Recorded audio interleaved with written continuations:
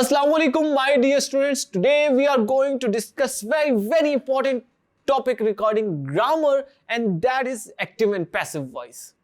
Students, ये topic इतना important है कि ये आपकी एग्जाम का हिस्सा भी है. इससे अप्रॉक्सीमेटली 5 to 10 मार्क्स आपके एग्जाम में आती है, ना सिर्फ 9th के एग्जाम में बल्कि फर्स्ट ईयर के एग्जाम में, और आपके आने वाले जो कॉम्पिटिटिव एग्जाम है या आपके आने वाले जो जॉब्स के लिए आपको एग्जाम्स लिए जाते हैं, ये टॉपिक हमेशा उनके लिए भी बहुत ज्यादा इंपॉर्टेंट है क्योंकि इसका कुछ ना कुछ पार्ट हमेशा इंग्लिश के कुछ पोर्शन में आता है. So we are going to discuss that what basically active and passive voices are and how we can convert an active voice into passive voice. First of all, हम active and passive voice को define करते हैं. So we can define that an action of a subject in relation to object is expressed in two ways. हम दो तरीकों से इस action को, जो कि we can say इस सब्जेक्ट के एक्शन को जिसका रिलेशनशिप होता है ऑब्जेक्ट के साथ, यानी कि एक सेंटेंस में तीन चीजें होती हैं, सब्जेक्ट, वर्ब एंड ऑब्जेक्ट. जब सब्जेक्ट का रिलेशनशिप ऑब्जेक्ट के साथ दो तरीकों से हम परफॉर्म कर सकते हैं, इन दो तरीकों को हम इंग्लिश में वॉइसेस कहते हैं. वो वॉइसेस कौन कौन सी हैं? Active voice and passive voice. For example, I write a letter. Active voice में सेंटेंस बोला जा रहा है. अब क्यों ये एक्टिव वॉइस में, हम लेटर ऑन इसको डिस्कस करेंगे. A letter is written by me, यहां ये सेंटेंस पैसिव वॉइस में. Keep this thing in mind student, the structure of the same sentence changes when expressed in an active voice और passive voice, but the meaning of the sentence either expressed in active voice और passive voice remain the same. Now basically what is the difference between an active voice or passive voice?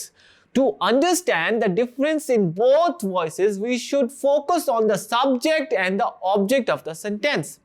In active voice, the subject acts upon the object, and in passive voice, the object acts upon the subject.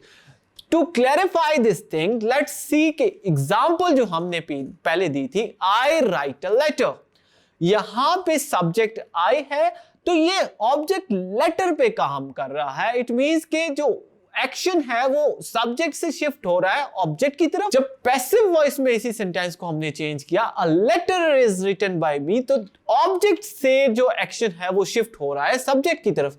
It means कि object is now working on the, और we can say the object is now acting upon the subject. Now sequence और structure तो change हो सकता है जब हम changes की बात करेंगे, एक्टिव टू पैसिव या पैसिव टू एक्टिव, लेकिन मीनिंग जो है वो बिल्कुल सेम रहेगा, मीनिंग पे कोई असर नहीं पड़ेगा. Students, now the structure of the same sentence for both voices are in active voice. Subject जो एक्टिव वॉइस का है वो जो नॉर्मल सब्जेक्ट जो हमारा स्ट्रक्चर है, subject plus verb plus object. But when we convert an active sentence into passive sentence, तो ये जो स्ट्रक्चर है ये रिवर्स हो जाएगा. रिवर्स मीन कि ये उल्टा हो जाएगा, सब्जेक्ट की जगह ऑब्जेक्ट आ जाएगा और ऑब्जेक्ट की जगह सब्जेक्ट आ जाएगा. तो हमारा स्ट्रक्चर पैसिव वॉइस में हमेशा object plus verb plus subject होगा.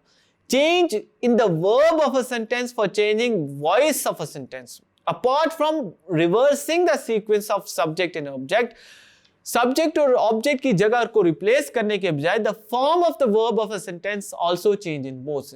जो वर्ब की फॉर्म है यानी फॉर्म भी चेंजेस होगी, यानी कि फॉर्म की चेंजेस भी जब हम एक्टिव से पैसिव की तरफ जाएंगे या पैसिव से एक्टिव की तरफ जाएंगे आएगी.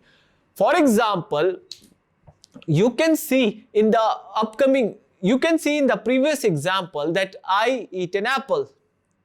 तो इस सेंटेंस में द फर्स्ट फॉर्म यूज की गई थी, तो जब हम पैसिव में इसको चेंज करेंगे, the an apple is eaten by me, third form of the verb use की गई है. पैसिव वॉइस में स्टूडेंट्स कीप इन माइंड, ये याद रखें कि हमेशा third form of the voice use की जाती है जिसको पास्ट पार्टिसिपल भी कहा जाता है. Now students, coming towards the basic rules for changing active into passive voice. क्या वो बेसिक रूल्स हैं जिनको फॉलो करके हम एक्टिव टू पैसिव चेंज कर सकते हैं? Rule number 1, as I discussed earlier, the structure of a sentence will be reversed in passive voice. The place of subject and object will interchange. The subject will shift to place of object and the object will shift in place of subject in passive. For example, he buys a camera. In passive voice, when we convert this sentence into passive voice, a camera is bought by him. So look at the position of this, we can say the subject and object. In passive voice, the subject comes at the place of object and object comes at the place of subject. Rule number 2, only past participle, or we can say the third form of the verb, can be used in passive voice. Students, keep in mind that when you convert an active into passive, there is only one form of the verb that will be used in passive voice, that is third form of the verb. Rule number 3, the word by will be used before subject in passive voice. एक word by है जो कि हमेशा हम subject से पहले use करेंगे.